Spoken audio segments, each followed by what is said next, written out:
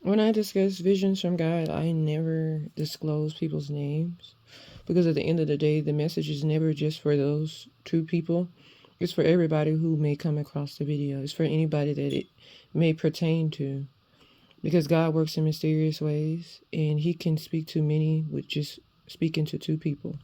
So, okay, so in the vision that I had, there was these two people and they looked across the street and they were looking at these disabled people and they were mocking them, they were talking about them.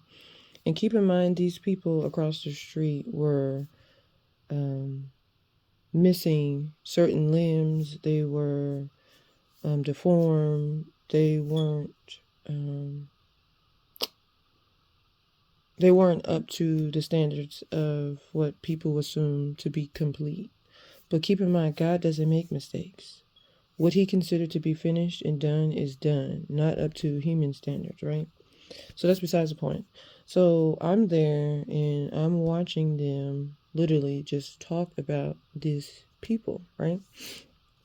So I get fed up and I get tired and I stop them and I start telling them, and I pretty much tell them that what they're doing is inappropriate, it's uncalled for, and then they start calling me out because I'm a follower of Christ, and so they start getting on me.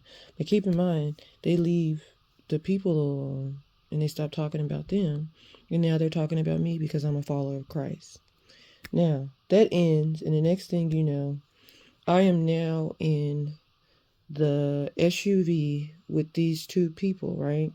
And something happens while they're in the car, and they're not speeding, but something happens where a car in front of them jerks in front of them, and the person behind the wheel, they maneuver their car into the middle lane and they get into the lane successfully, but because of the speed that they're going, when they turn to the middle lane, their car jerks and it locks their steering wheel and it locks their brake.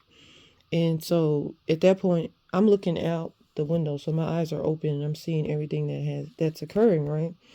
So I'm realizing that we are now about to start turning, and the car is about to literally start, spinning and losing control. So I reach to put my hands on the person who's driving the car, and I reach behind me and I put my hands on the other person. Keep in mind, these are the two same people that were talking about the disabled, that were talking about the misfortune, that were talking about the ones who were they considered less than them. So I put my hands on both of them, the one who's at the steering wheel and the ones who's behind the steering wheel. And I close my eyes and I just start praying. I'm telling you, I start praying with everything in me. Not one time do I open my eyes. I keep my eyes fixed on Jesus and I continue to pray. Now, in the midst of me praying, I feel like I am floating. I don't know what my position is in this dream, in this vision. All I know is that my hands are they're stayed fixed on these two people. And even though I am praying hard with everything in me, I know that the car is spinning. I know that the car is is hitting things. And I know that all this is happening. Keep in mind, I'm feeling my heart race. I'm feeling myself praying. I know that I'm praying with everything in me, but I do not, under no circumstances, keep my hands off these two people that I am praying for.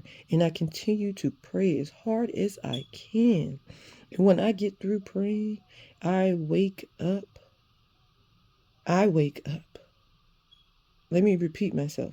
I wake up. I don't open my eyes, but I wake up. They don't wake up. God doesn't allow me to see them wake up.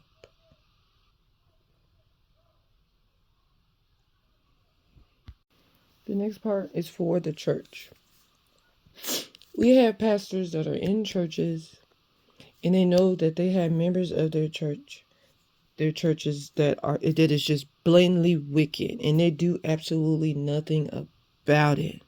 They know that they have people in the church, members of the church, who are talking about people, who are belittling people, who are speaking to your new members. Your new people who are coming into the church. And they're literally just berating them. They're making them feel less than. And the church is doing absolutely nothing. The church, the members, the people who believe in Christ, we are called to be the salt of the world, to preserve the world. And how is it that members of the church is the ones literally doing the most damage to the world? Make it make sense. This has to stop. As a pastor, as a leader of your church, you have to get in a place of irritation like Paul did in Acts 16 through 40. In that story, Paul got tired of that woman with the evil spirit that was in her. Even though she was speaking all this positivity, even though she was literally saying what Paul and Silas was doing was speaking the truth. You got to get to a point in your church as leaders when you get tired of seeing these evil spirits, these witches in your church. When are you going to call out those evil spirits? When are you going to start laying hands on people and praying the evil spirits out of these people? God is calling the churches to do better. He is calling for a change in his church. When are you going to wake up? When are you going to wake up and clean your church? Stop spending so much time and energy speaking on the world without actually fixing your church, your members. The church is a hospital for broken, damaged spirits. How are you healing spirits if you're allowing the witches to touch your members, to touch your new people? Clean out your church. Clean the churches. Start praying over the members, the new members. Pray to remove the evil spirits out of the church. Do your part. Yes. Doing this is going to be consequences. You're going to have a negative effect in the beginning. But what God plans to do with you afterwards is going to be amazing. He's going to prepare a table for you in the presence of your enemies, the witches, the evil spirits, all that negativity. Allow him to clean your church. But you have to want your church to be clean. You have to start praying.